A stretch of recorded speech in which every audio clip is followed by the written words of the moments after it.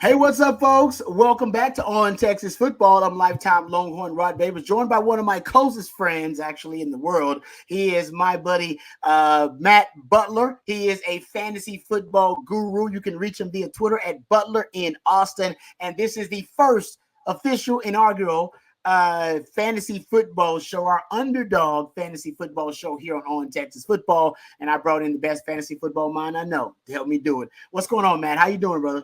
Doing pretty good, man. Looking forward to football season starting up. I know you and I, we always talk football each week, but it's actually here, which it seems like Christmas because I always dread when the Super Bowl hits and it's like, man, we don't have football for 8 months. So it's glad to be back. No doubt about it. And of course, we know the fantasy football realm is a lot of NFL discussion, but college fantasy football continues to grow. So we're going to start the program off a little bit early. We know NFL fantasy football starts up next week. But this week, of course, college football kicks off, and we want to get into a little college football in terms of the fantasy football realm. We'll dive into that. I know Longhorn fans are excited about it. So first of all, Matt, and we'll get into, of course, our friends at Underdog, because they've done something different than a lot of the other fantasy platforms. That's why we're excited to be partnered with them. But what does Underdog offer that's a little bit different that a lot of fans should be interested in, a little bit different than all the other platforms that makes it so unique in the fantasy football world? Well, like when you hear fantasy football, everybody plays fantasy football at home with your friends or, your buddies you grew up with. You got the snake draft where you just pick your favorite players. A pick comes back around to you. You try to figure out who you got. But then the fantasy landscape really evolved over the past decade, and it really can get overwhelming. I play a ton of daily fantasy. I do basketball, NBA, I do college football, do NFL, and there's a lot of math involved, like in most sites where you go and play, you have salaries, there's a lot of roster spots, and even though it's fantasy, it's something that can get quite complicated, and that's where I really like what Underdog's done because they've really simplified the process, and it's sort of back to what you and your friends and anybody that's played fantasy football in a basic draft, what they do. So instead of having to figure out which players fit under the salary and who gives you the best dollar price per dollar, everything along those lines. Instead, they have these things just called drafts, and you just go in and all it is picking 6 players. You got to select you a quarterback, a running back, 2 wide receivers, a tight end, and then a utility. The utility is any of those skill guys that you go. And what they do is 6 players enter the draft. You have your 6 roster spots. So we're talking, instead of having to go and look at the whole universe of players like this Saturday, I know the main slates, they got 12, 14 games. That's a ton of research. Well, on Underdog, it's only 9 games, but the main thing is the roster, you're only filling out 36 spots. Yeah. So you really have to know like the elite guys at the top. And then when you think about college, what's cool about college, you got some of these spreads. It's not like the NFL, where in the NFL, you got some tight games, touchdowns are tough to come by from time to time. College, man, it is the Wild West. It is just scoring. Us growing up in Texas, we've seen the spread proliferate and see scoring explode. So you can get teams with 50-point totals, and there are going to be tons of touchdowns. So you also are going to have some teams projected to not score much. So you don't have to really research those teams that are only projected to maybe get 1 touchdown an entire game. You don't need that in your lineup. You need the guys that are going to be good. So it's a lot of the Texases, the Ohio States, finding those matchups where you're expecting a lot of points, and all you got to do is fill out your roster with all the names that in college. It isn't pilfering through the bottom of depth charts. Now, we'll get to why depth charts are important and things along those lines, because there is some research and some time you want to put in to make sure you have a good shot at winning big money. I know that this weekend on Underdog, I'll be playing in the Battle Royale. I've had a lot of drafts so far, and it's paying out like $50K in prizes. It's $5,000 up top, and it's only $5 to enter. So if you're going to be watching college football, it makes sense because the drafts, they're done in like 5 minutes. You have 30 seconds per draft. You go in, you pick your quarterback, your running back, your 2 receivers, your tight end, and another player, and boom, you have a team. $5, you have a chance to turn it into $5,000 on the weekend. So I really like the simplification of the process to where it makes it to where anybody can do it. If you got kids, I know you got a little one nowadays, you don't nearly have as much time. People are working, but I mean, this is literally something you can do if you get a break at work or you got, lunch or something. You can sit there and eat and draft a team real quick.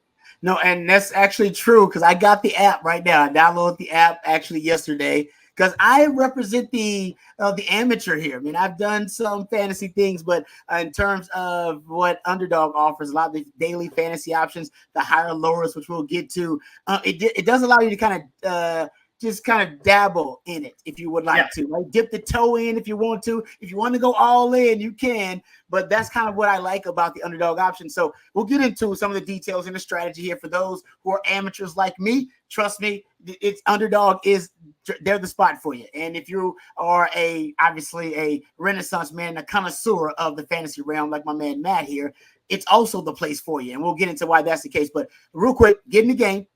Our friends at Underdog Fantasy, the best place to play fantasy sports, folks. How does it work? It is really, really simple, easy and simple. You just download the Underdog app, as I've already done, or you can go online, and it takes almost no time at all. As Matt mentioned, it is really, really time efficient and time effective.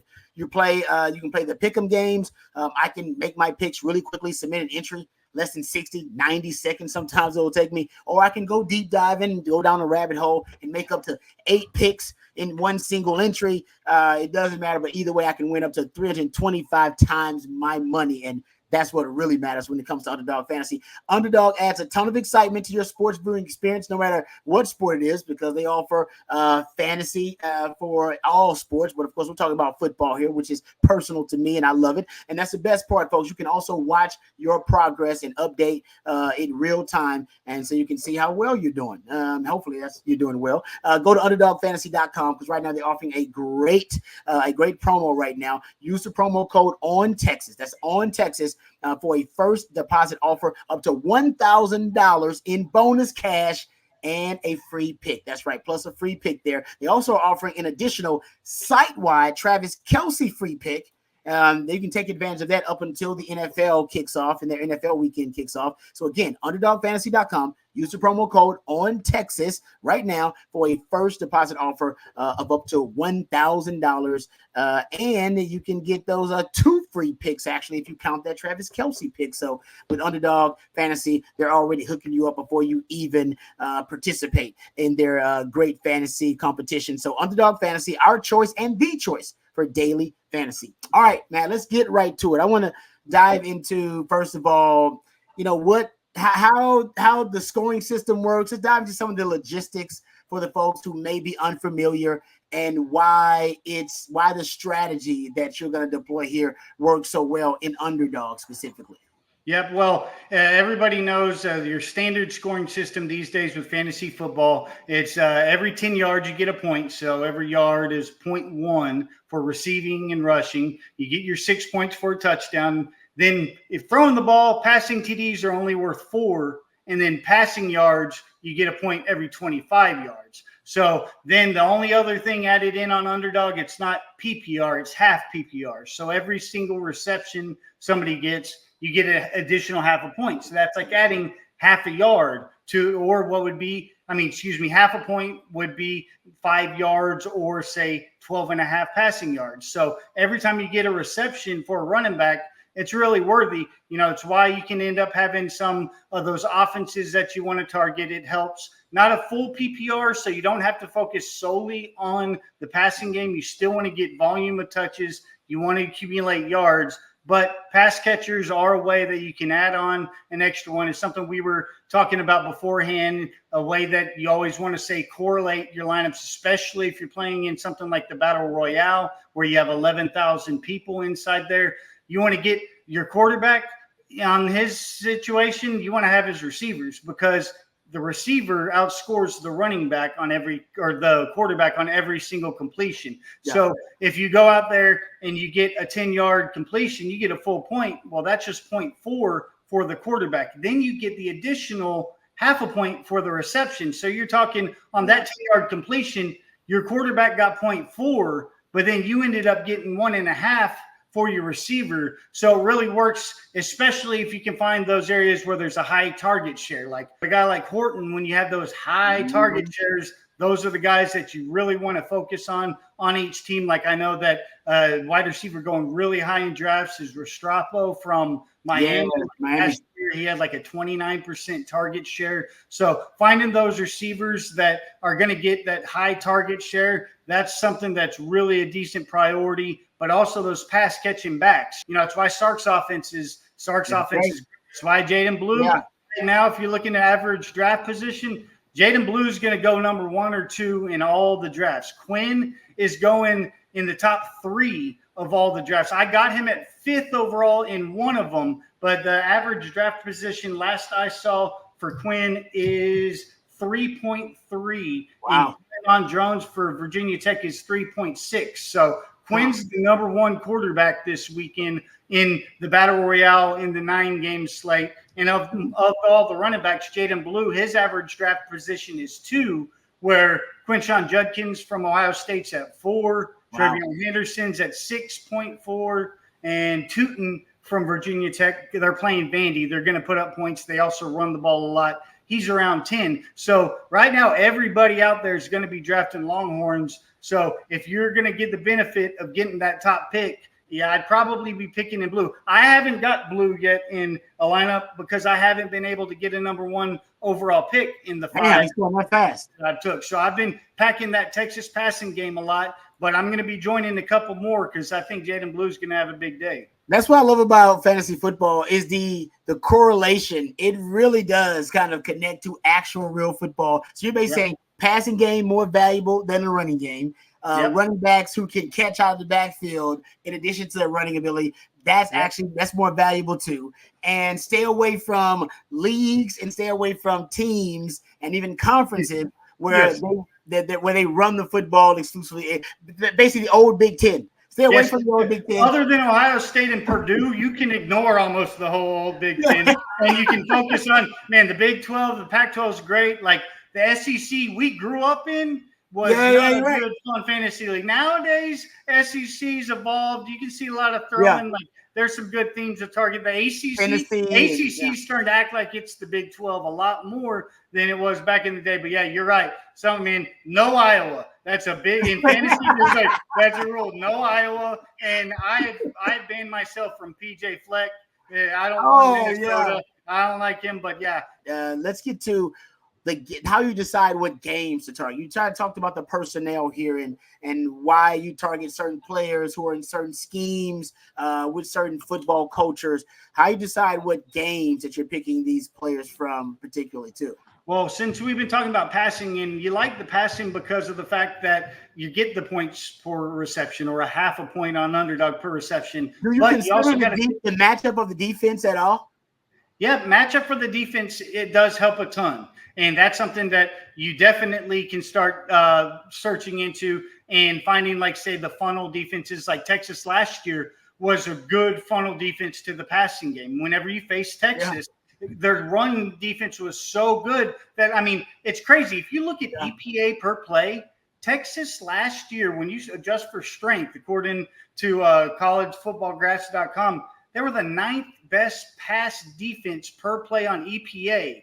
That's because you're factoring in down and distance scenarios. But we don't matter about that all for fantasy. There's volume. If a team has a great run defense, you aren't going to run into a brick wall, which is going to funnel you to those passing game, and you're going to throw the ball a lot more strictly, not necessarily because the pass defense sucks. It could just be because the run defense is so good. So that's one way that you can identify it. But first off, on the front end, a big reason that the passing game is just so important is the amount of plays in a game. If you're running the ball, the clock's running, and that's why your pace of play and pass rate really are connected. So you want to be able to you can quickly just Google, pass play percentage and find the teams that throw the ball the most. Like on this slate coming up, Colorado State, out of the 9 team games, they're the highest. They're 61.3% pass rate last year. Maryland last year, 57.3%. But if you can get those game environments where both teams pass the ball, you think about all those incompletions, the clock stops. That means you fit more plays in. You need more plays for your guys to be able to score more points. If you're getting first downs and just running the ball on first, second, third and keeping that clock running, that's why you end up seeing Minnesota at the bottom in pace of play, or you end up seeing teams, the Big Ten, as we talked about before, ones that you traditionally want to avoid. But your main focus that you brought up on the front end matters a ton, and that's the defenses that you're facing. Because overall, you want to find, first off, just the teams facing the bad defenses or a defense ranked worse than the offense. You want to find plus scenarios. So when I start breaking down each game, I'll look at the pass rate and find the ones that are seconds per play, and like say one that could be underrated this weekend. Both are on the upper half, like Miami and Florida both throw the ball more than 50% and both rank in the top half in pace per play. That's a good environment. Clemson, Georgia, surprisingly, another one. Last year, Clemson threw the ball 48.6% of the time. Georgia at 47.7. It's about average, a little bit above, but Clemson was the third fastest team in the country. And seconds per play, you got Garrett Riley there. Georgia was 59th. So you can find those areas where you don't have a team ranked in the 100s. Like, last year, Penn State was a team that didn't throw the ball much, 39%, and seconds per play was like 121st. Wow. Yeah, so like teams like that, you sort of get a little fearful of. Those are like tiebreakers, but the main thing you want to focus on is finding, first off, those bad defenses. Because whenever you look at scores exploding and stuff, it isn't necessarily because the offenses are great. You can look and see a great offense. When a great offense plays a great defense, some of those old slobber knockers you would see with like Alabama and LSU, it was because those defenses are so good that they can hold down a good offense. But you can get a crappy team to go up against one of those teams ranked 120th and 130th, and it turned it into what like Texas and Kansas was in 2021. But if a team gets a lead, like say Ohio State gets way out in front, or what we saw last night with Missouri, they scored like 28-0 like this. Then it slows down because they maybe pull some starters, they run some clock. And even though they're playing a great team, you still got to factor in if it's way too lopsided, that's something to have some risk in. So you want to find those environments where not only is the bad defense, but you want to get that back and forth aspect so it really can explode. For those who may have heard us use the term, because it comes up a lot, who don't necessarily know the definition of stacking and why it's so important. And maybe because I'm an amateur to this thing too, folks. So I'm coming in just like you guys. Is it basically just a way to exponentially compound your scoring in different ways, right? And looking for ways, the correlation, double and triple your scoring.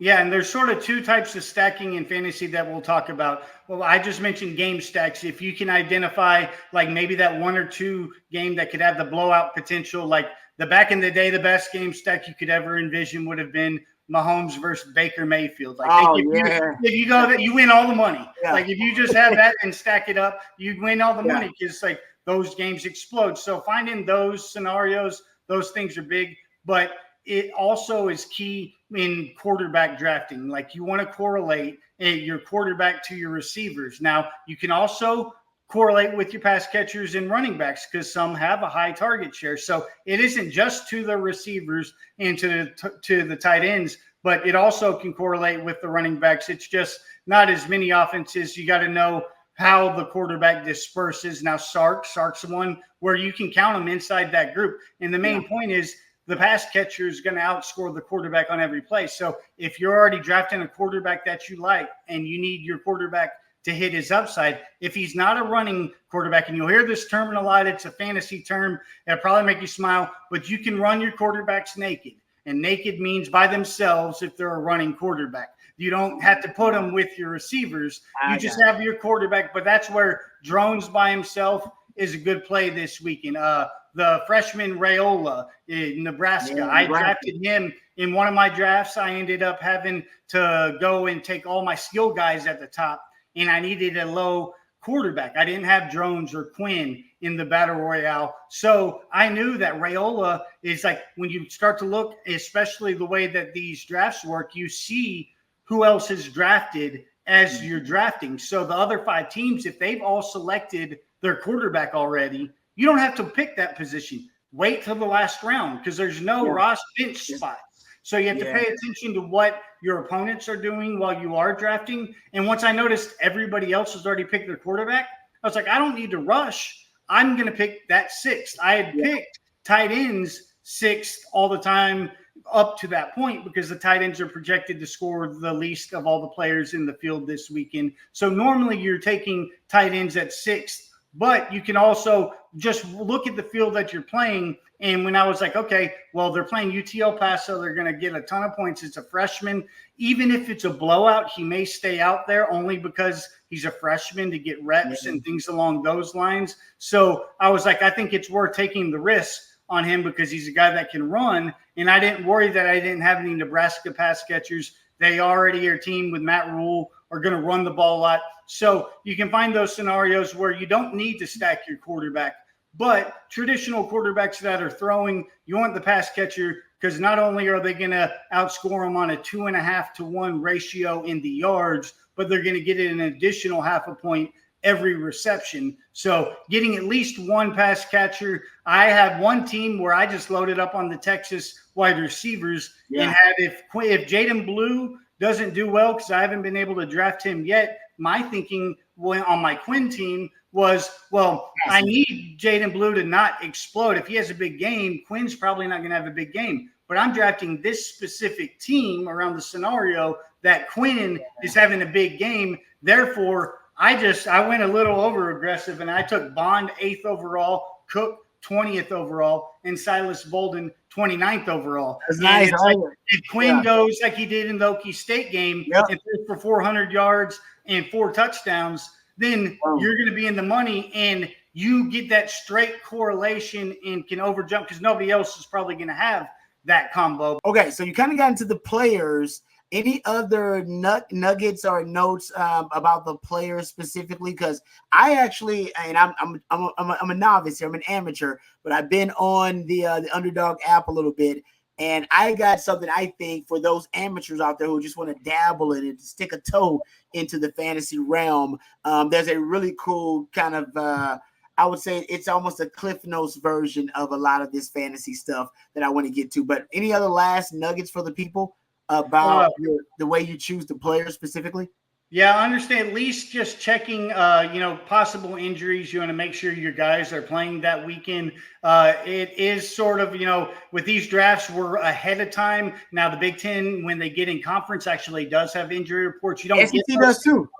Yeah, SEC. We're in non-conference right now, so we aren't even getting those necessarily yet. So really sort of just keeping up to date, like a few breakdowns, scenarios, just to update people on. It looks like Montrell Johnson for Florida, who was originally thought to be out earlier this week. It's starting to trend as if he's going to play. And like last year, whenever he was splitting time with Etienne in the backfield, they were, around 30 fantasy points per game. And if you look at like Montrell Johnson, he's over a yard per route run, really good in his yards after contact, missed tackles forced. It's starting to look like that could be a role where he could be a volume back and be a top end guy. But earlier in the week, like his draft position, he was going 33rd overall. But out of the 36 players, but now I got him arguably right there with Judkins and Henderson and like Roman Hemby. He could be anywhere from your 2nd to 5th best running back on the slate. And he wasn't even getting drafted because people didn't know he's playing. Looks like he's going to play another one to be wary of. Kirby Smart hasn't updated people on the situation yet, but Etienne got DUI over the offseason. His charges were dropped, but there's a school rule supposedly that if you get arrested for DUI, like the athletes are going to have a suspension. So people are assuming he's not going to play. He wasn't on the depth chart, but that doesn't necessarily mean anything, like going into it. But I'm expecting Etienne to not play. So that's another one. So they're like Branson Robinson is a running back guy that you haven't seen much play from him, but he could have a decent workload because of the injury scenario. Wide receiver wise, it doesn't look like there's much news regarding injury reports that you have to worry about. But those running backs, at least each week, sometimes you can find really good spots. If, say, you go into a week like Texas had your full stable of running backs and they both go down this week in practice, then, the value that you would get in a guy like Jaden Blue or something, it would skyrocket in your draft. So you got to make sure that you're following if somebody got injured or if during the week somebody gets injured, because you might have a diamond in the rough that you can now draft because he's going to get starters volume, something along those lines. No, that's great stuff. And I want people to know, I'm glad that Matt's kind of going through, some of the big injuries for week one, potentially, or availability for week one of college football. We want you guys to hit us up via Twitter. I'm at Rod Babers on Twitter. My man Matt is at Butler in Austin. And we want to try to tailor the show to you guys. You guys have questions, you can hit us up individually, or you have ideas about how we could shape this show and mold it a little bit to make it as informative and as educational as possible. That's kind of what we're trying to do here. And we want to make sure that you guys can, take advantage of all of the opportunities that Underdog is going to offer you guys. And one of the things I really like, I know we're getting close to getting to the end of it here, I like the feature. Like I said, I am an amateur in this. All right, I'm just dabbling. I'm going to stick the toe in before I dive completely in. I like the higher lowers, and it's not as intricate, maybe as sophisticated as the daily fantasy. It's pretty simple. They offer you a total for, say, Quinn Ewers passing yards is at 284.5, and you just got to pick, what do you think he's going to go higher than that number or lower than that number? Simple. That's it. That's all it is. They give you two options. And with Quinn, they got 2.5 passing touchdowns. You can take the higher lower. Half rushing touchdown with Jaden Blue. 94.5 rushing yards is the higher lower. That one, actually. See, the thing about Jaden Blue is he could break one. If he breaks a 50-something yarder, then, he can get to that number pretty easily. But then I think Sark's going to try to bubble wrap the running backs a little bit, something you got to consider. And when do the running backs come out of the game? When the lead is comfortable enough. But I will say Texas has a distinct advantage on the lines of scrimmage. That Colorado State defensive front is undersized and inexperienced. And they got a major injury, I think, at one of their edge positions. These are the things you consider. I think Jaden Blue could easily get there if he stays in the game long enough. I just don't know if he will stay in the game long enough, Matt, to get that. Yeah, that's tough. Those scenarios, and that's sort of like I was talking about with last night that you saw with Missouri and Luther Burden, and he had the touchdown right out the gate, but he ended up with 36 yards and a touchdown. So those scenarios, especially when we're talking higher lowers, that's where those environments targeting, like say we talked about Restrepo earlier. Florida had a bad defense. Miami was one also that wasn't good stopping the pass. So that was one where you could have the environment just add to the amount of pass plays that are going to be involved in the game. So targeting, say, hires in those scenarios for them could be something that's worth focusing on. With Texas, honestly, I was surprised to see Horton and his numbers being as low as they are. Now, Texas could really focus on stopping Horton, but if Horton gets 4 receptions, I think he's going to go higher than that 67.5 that I last saw with him. So that's one, maybe since you're talking about Sark throwing to running backs, and we know that Jaden Blue really good. If his receptions come out there as an option, take a higher maybe on that if we're afraid of the volume maybe not getting you there necessarily for his total yards overall. And then also some other ones that are worth looking at is situations where teams like, I know that if you can see something there's a guy named Ollie Jennings, even though Virginia Tech doesn't throw the ball much, Ollie Jennings last year in the first game of the season, he had transferred in. He was actually at West Virginia a few years ago. He was at Old Dominion, then transferred to Virginia Tech. In the opening game, he had I think it was 5 for 72 and 2 TDs, and then first route the next week. Ended up getting injured, was done for the rest of the season. So he really isn't on many people's radars, but on a per snap basis, his yards per route run last year were over 4 yards per route run. His target share and targets per route run was 38.9% in that first game with drones. And then if you look back at his time before transferring Virginia Tech, his target share was up around 27%. His yards per route run was over 3 yards, right at 2.96. So if you see some Ollie Jennings hires, I like that as one that you can maybe throw in. I like the drones rushing yards or even rushing TDs, especially if you say don't necessarily think a guy like Tootin's going to stay in the game the whole time. A guy like Drones, his being a quarterback, his totals, they aren't nearly as high. So the hires in that scenario, because you could see Vandy scoring a lot. No, that's good stuff. It really is, Matt. And a couple of the higher lows I like. I mean, they got Jaden Blue, a half a touchdown receiving plus rushing touchdown. That's pretty good. The Burt Auburn, higher lower, they got him with 1.5 field goals made. Kind of like that one too. That's not bad. Jonte Cook, he's at a half a touchdown.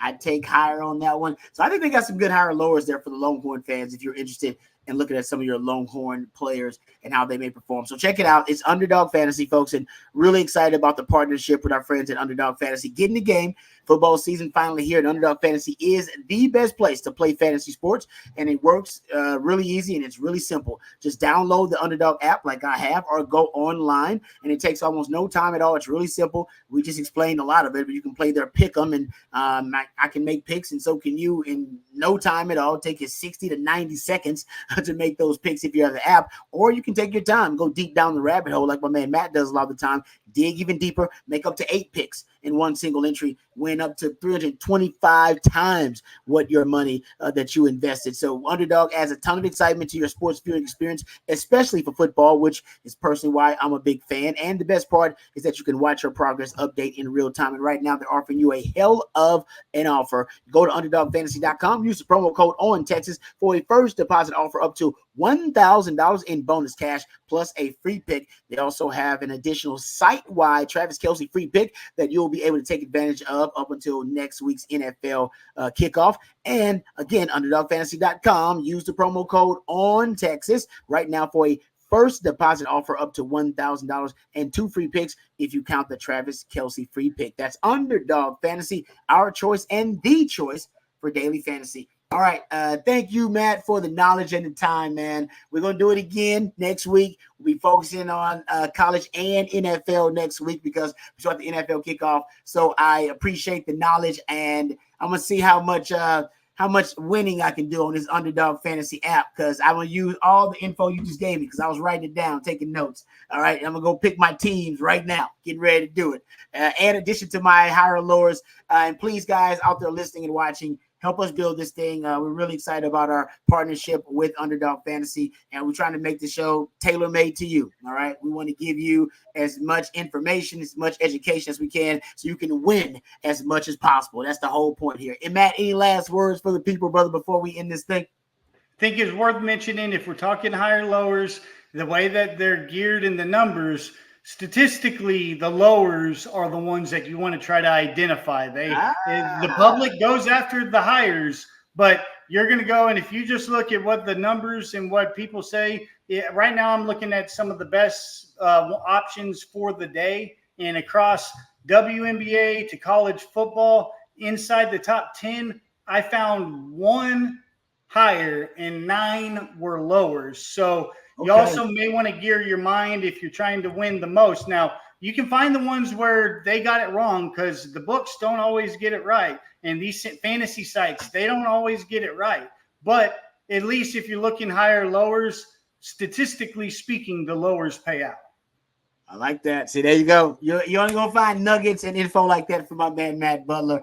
Butler in Austin. That's how you find them in the Twitterverse. And trust me, you won't find a better fantasy mind out there. Thank you, Matt, for the time. We appreciate all the knowledge. Thank you guys out there for watching and for listening. Thank you to our friends over at Underdog Fantasy. Thank you to Matt behind the scenes, our Matthew Hutchinson behind the scenes, because he works hard for us. He's a real MVP. And until next time, next week, we'll be talking college fantasy. We'll be talking NFL as well for our friends at Underdog and On Texas. Hook 'em horns.